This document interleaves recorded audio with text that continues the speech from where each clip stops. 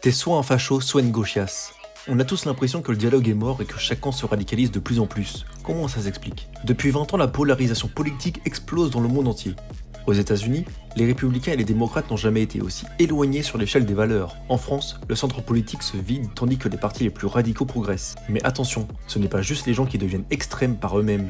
Il y a des raisons profondes derrière cette tendance. Certains chercheurs parlent d'un phénomène de repli identitaire. Face aux crises économiques, aux inégalités et aux insécurités, les individus ont tendance à se tourner vers les groupes qui pensent comme eux et à rejeter ceux qui les remettent en question. Quand les gens se sentent abandonnés, ils cherchent des réponses claires.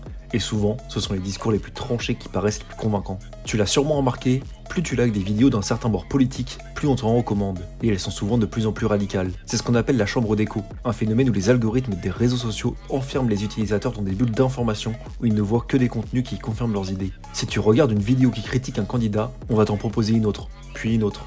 Et rapidement, tu peux tomber dans des contenus hyper radicaux. Les algorithmes ne sont pas neutres. Leur but, c'est que tu restes le plus longtemps possible sur la plateforme. Et le contenu qui choque, qui divise, qui crée des réactions, c'est celui qui fonctionne le mieux.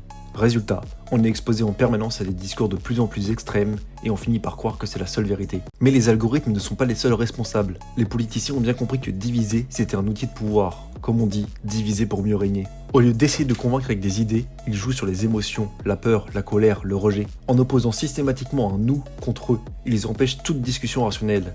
Ils s'assurent un électorat fidèle, prêt à voter contre un ennemi plutôt qu'un projet. Plus on est en colère, plus on est manipulable. Et ça, les politiciens l'ont bien compris. Alors, est-ce qu'on est vraiment plus extrême ou est-ce qu'on nous pousse à l'être? Les médias, les réseaux sociaux et les politiciens ont tout intérêt à nous diviser parce que ça leur profite. Mais si on veut éviter de tomber dans cet engrenage, il faut faire attention à ce qu'on consomme. Est-ce qu'on cherche vraiment à comprendre l'autre ou juste à lui prouver qu'on a tort? Et toi, t'es un facho ou une gauchiasse? Dites-moi en commentaire et abonnez-vous si la vidéo vous a plu.